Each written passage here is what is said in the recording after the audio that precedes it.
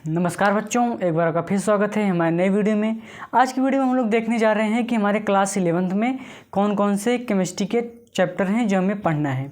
ठीक, आपके बोर्ड के एग्ज़ाम भी कंप्लीट हो चुके हैं, आपने एक महीने खूब मौज मस्ती भी कर ली है, तो अब आप लोग पढ़ने के लिए एकदम तैयार हो जाइए, क्योंकि हम आपके लिए लाए हैं अपना आज नया वीडियो हमारा, जिसमें हम लोग देखने जा रहे हैं अपना क्लास 11th का सिलेबस।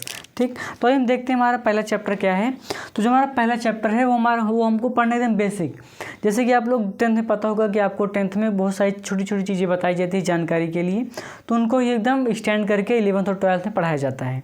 तो हमारा जो पहला चैप्टर है वो हमारे केमिस्ट्री में एकदम बेसिक चीज़ें हैं जो आपको जानकारी होनी चाहिए, ताकि आपको आगे केमिस्ट्री पढ़ने में कोई दिक्कत ना हो। तो हम देखते हैं पहले हमारा जो क्या है। तो हमारा जो पहला चैप्टर है वो है हमारा रासायनिक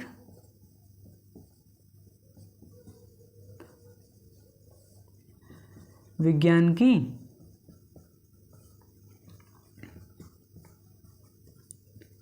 मूलभूत सिद्धांत। ठीक, तो पहला चैप्टर हमारे पास क्या है कि हमारे पास रासायनिक विज्ञान में हमारे पास मूलभूत सिद्धांत क्या हैं। हमारे जो केमिस्ट्री है उसमें हमारे कौन कौन सी चीज़ें हैं जो आपको जाननी चाहिए, बेसिक।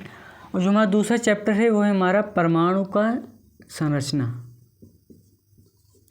क्या है? परमाणु की संरचना। ये बहुत इंपॉर्टेंट चैप्टर है। इसमें हम लोग ये पढ़ते हैं कि इलेक्ट्रॉन, प्रोटॉन और न्यूट्रॉन इन सब की खोज कैसे हुई, इनके गुण क्या है, प्रॉपर्टीज़ क्या हैं, इलेक्ट्रॉनिक विन्यास भी हम इस चैप्टर में पढ़ते हैं। तो बहुत सारी चीज़ें देखते हैं। काफ़ी बड़ा चैप्टर है, अच्छा चैप्टर है। इसके बाद हमारा जो तीसरा चैप्टर है वो है हमारा, वो होता है पूरा एकदम पीरियोडिक टेबल के ऊपर। ठीक, जो हमारा तीसरा चैप्टर होता है तो हम कह सकते हैं कि इसके चैप्टर का नाम है तत्वों का वर्गीकरण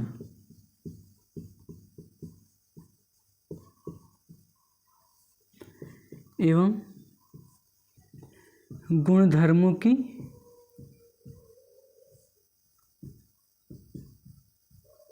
आवर्तिता। यानी कि आप कह सकते हैं इस चैप्टर में हमको पूरा पीरियोडिक टेबल पढ़ना है, और साथ में ये भी जानना है कि पीरियोडिक टेबल में हम अगर इधर साइड दाएं से बाएं जाते हैं या ऊपर से नीचे जाते हैं तो किसी भी तत्व के गुणों में कौन कौन से चेंजमेंट हमको देखने को मिलते हैं। इस चैप्टर में हमको वही सब चीज़ें हमको पढ़ाई जाती हैं। ठीक है, और हमारा जो अगला चैप्टर है वो कह सकते हैं सबसे इम्पोर्टेंट चैप्टर, ये हमारा रासायनिक आबंध। रासायनिक आबंध, और साथ में कह सकते हैं हम लोग आणविक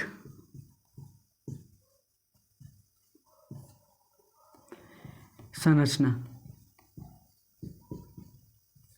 ठीक, इस चैप्टर में हम लोग परमाणु की संरचना देखते हैं, और इस चैप्टर में हम लोग क्या देखते हैं, किसी भी अणु की संरचना क्या होती है उसके बारे में हम लोग देखते हैं। ये चैप्टर आपको एकदम बहुत ही मोस्ट इंपॉर्टेंट चैप्टर है, ये आपको पढ़ना ही चाहिए एकदम अच्छे एकदम डिटेल में, क्योंकि इसी चैप्टर में हम लोग जो बंध कितने प्रकार के होते हैं, उनके गुण कैसे होते हैं, संरचनाएँ क्या होती हैं, और अणु कैसे बनते हैं, इन सब बारे में हमको पढ़ाया जाता है। बहुत इंपॉर्टेंट चैप्टर है।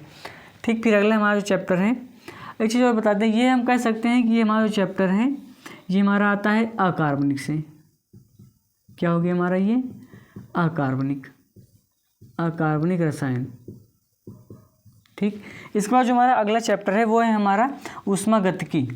पांचों जो हमारा चैप्टर है, कौन सा चैप्टर है हमारा? ऊष्मागतिकी, जिसे हम लोग कहते हैं थर्मोडायनेमिक्स। ठीक, ये चैप्टर है आपको केमिस्ट्री और फिजिक्स दोनों में ही ये चैप्टर आपको पढ़ने को मिल जाता है, क्योंकि ये क्या है, फिजिकल केमिस्ट्री का पार्ट है। तो थोड़ा बहुत डिफरेंस दोनों में आता है, लेकिन काफ़ी चीज़ें समान ही होती हैं। ऊष्मागतिकी हो गया। और छठा जो हमारा चैप्टर है साम्यावस्था, ये भी काफ़ी इंटरेस्टिंग चैप्टर है साम्यावस्था। इसमें हम लोग पढ़ते हैं कि जो हमारी रिएक्शंस होती हैं ये सब साम्यावस्था में कैसे आती है, साम्यावस्था को प्रभावित करने वाले कौन कौन से कारक होते हैं। साम्यावस्था दो प्रकार की होती है, एक फिजिकल होती है, केमिकल होती है, साथ में आयनिक वाली भी होती है। इसमें मेजर चैप्टर क्या होगा हमारा? आयनिक वाला ही हम लोग पढ़ेंगे। ठीक, और 7वां नंबर पर हमारा जो आता है वो है हमारा रेडॉक्स अपक्रिया। रेडॉक्स के बारे में आप लोगों ने कक्षा 10 में भी थोड़ा बहुत जानकारी प्राप्त की होगी, पहले चैप्टर में इस अपक्रिया के बारे में बताया जाता है। रेडॉक्स क्या है हमारे पास? अपक्रिया। इसमें हम लोग क्या देखते हैं, ऑक्सीकरण और रिडक्शन, ये दोनों चीज़ें एक ही साथ में होती हैं, तो हम लोग क्या कहते हैं, रेडॉक्स अपक्रिया। और जो हमारे पास 8वां चैप्टर है वो हमारा, ये कह सकते हैं ये तीनों जो चैप्टर हमारे ये आते हैं हमारे भौतिक से, किससे हो गया हमारा, ये आता है भौतिक रसायन। हमारा जो 8वां चैप्टर है ये हमारा है कार्बनिक यौगिक।